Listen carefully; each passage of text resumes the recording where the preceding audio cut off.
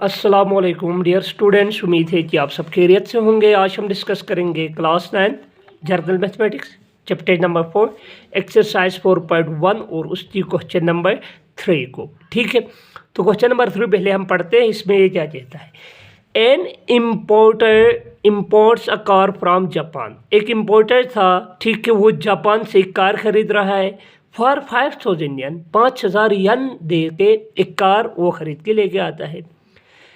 Delivery was to be made after 3 months, लेकिन उसने ख़रीदा 5000 रुपये पे करके, लेकिन जब उसके मुल्क के अंदर कितने, यानी फॉर एग्जाम्पल पाकिस्तान लेके आ रहा था, तो पाकिस्तान वो कार पहुंच गई 3 महीनों के बाद। ठीक है, खरीदने के 3 महीनों बाद वो मुल्क के अंदर डिलीवर हो गई, उस तक पहुंच गई। At the time of contract, जब वो खरीद रहा था, यानी 3 महीने पहले जब खरीद रहा था, तो 1 यन बराबर 3 आर, इसका मतलब पाकिस्तान ये रुपये से एक यन 0.895236 रुपीज़ के बराबर थे एक यन, जब वो कॉन्ट्रैक्ट कर रहा था। ठीक है, करेंसी एक्सचेंज, करेंसी जो है अप डाउन होती रहती है। At the time of delivery, 3 महीने के बाद जो वो कार मुल्क के अंदर पहुंच गई, तो एक यन बराबर थी उस वक्त फिर 0.892236। ठीक है, यानी यन की जो प्राइस थी वो थोड़ी बढ़ गई उसकी करेंसी। ठीक है, तो पाकिस्तानी रुपीज़ थोड़े कम देने पड़े उसको। Payment was made at the time of contract determine the profit और लॉस ऑफ द इम्पोर्टर, लेकिन उसने जो पेमेंट किया वो कॉन्ट्रैक्ट के वक्त किया, यानी 3 महीने पहले किया, कार पहुंचने से पहले उस मुल्क के अंदर ही उसने वादा करके पेमेंट करके आया। तो बता दीजिए कि उसको प्रॉफिट हो गया या लॉस हो गया। तो पहले हम डिलीवरी के टाइम में, कॉन्ट्रैक्ट के टाइम में कितने पैसे देना पड़ा वो निकालेंगे, फिर डिलीवरी के टाइम में कितना देना होता था वो निकालेंगे, तो फिर हमें पता चलेगा उसको फ़ायदा हुआ है या नुकसान हुआ है। तो मेनली हमें उसका फ़ायदा हुआ है या नुकसान हुआ है ये देखना है, क्योंकि उसने पेमेंट कॉन्ट्रैक्ट के टाइम में किया था, डिलीवरी के टाइम में नहीं किया है। ठीक है, तो क्वेश्चन नंबर 3 हमारे पास है, तो ये रही क्वेश्चन 3। ठीक है, तो हम सबसे पहले इसमें ऐड करेंगे, ठीक, price of car. Price of car कितनी थी, कीमत कितनी दिया था, प्राइस ऑफ कार, तो आपको पता है 5000 यन उसने पेमेंट किया, 5000 यन। ठीक, अब हम इस 5000 यन को किस चीज़ में चेंज करेंगे, पाकिस्तानी रुपीज़ के अंदर हम इसको पहले चेंज करेंगे। ठीक है, तो 2 कंडीशन है। तो फर्स्ट कंडीशन हमारे पास है at the time of contract. 3 महीने पहले हुआ था मुल्क में पहुंचने से पहले, तो उस वक्त इसने कितने दिया, प्राइस ऑफ 1 यन कितने के बराबर थी उस वक्त, प्राइस ऑफ 1 यन,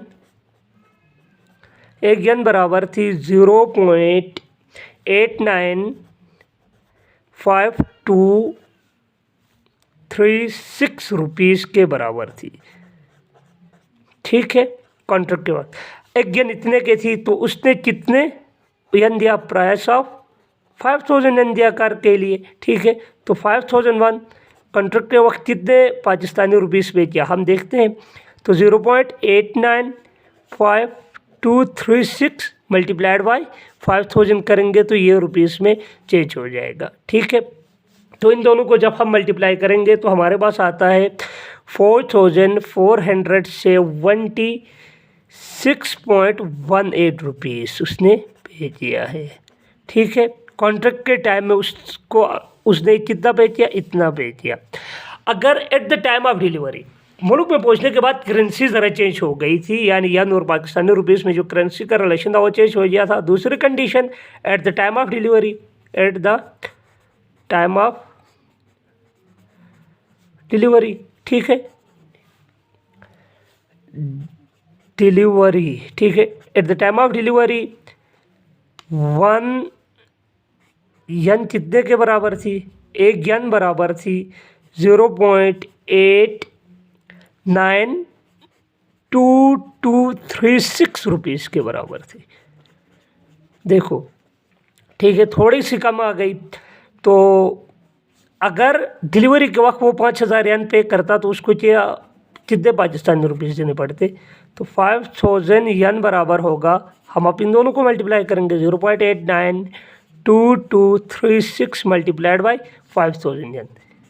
ठीक है, कॉमन सेंस है, अगेन इसके बराबर है तो 5000 यन किन के बराबर होंगे, इन दोनों को मल्टीप्लाई करेंगे तो इतने रुपीज़ के बराबर होगी। ठीक है, ये रुपीज़ लिखते रहे, इन दोनों का आप मल्टीप्लाई करेंगे तो हमें आ जाता है 4461 रुपीज़। ठीक, ये 0.18 लिखने की ज़रूरत नहीं है, ये निगलिजिबल है। ठीक है, तो अब गए। अब बच्चे यहाँ से हमें पता चला, देखिए कॉन्ट्रैक्ट के वक्त उसने 4476 रुपये दिया, अगर उसको डिलीवरी के टाइम में वो पे करता ना तो 4461 देना होता। तो कॉमन सेंस की बात है, कॉन्ट्रैक्ट के टाइम में पे किया है तो थोड़ी ज़्यादा पे किया है, तो इसका मतलब डिलीवरी के टाइम में करता तो उसको फ़ायदा होता।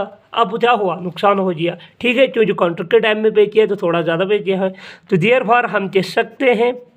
ठीक है, देयरफॉर अब हम निकालेंगे, हमें पता चला लॉस, तो कितना लॉस हो गया हम वो निकालेंगे। ठीक है, तो लॉस बराबर होगा डिलीवरी के कॉन्ट्रैक्ट के टाइम में कितने पैसे दिया, 4476 दिया, 1.18 लिखने की ज़रूरत नहीं, माइनस डिलीवरी के टाइम में देता तो उसको इतना देना होता। तो कॉन्ट्रैक्ट के टाइम में जो प्राइस होती है उसको माइनस करेंगे डिलीवरी के टाइम में जो प्राइस हुई। ठीक है, इन दोनों को माइनस करेंगे तो कितना लॉस हुआ वो हमें पता चलेगा। अब कैलकुलेटर से 4476 माइनस 4461 करेंगे तो हमारे पास आता है 15 रुपीज़। ठीक है, यानी 15 रुपीज़।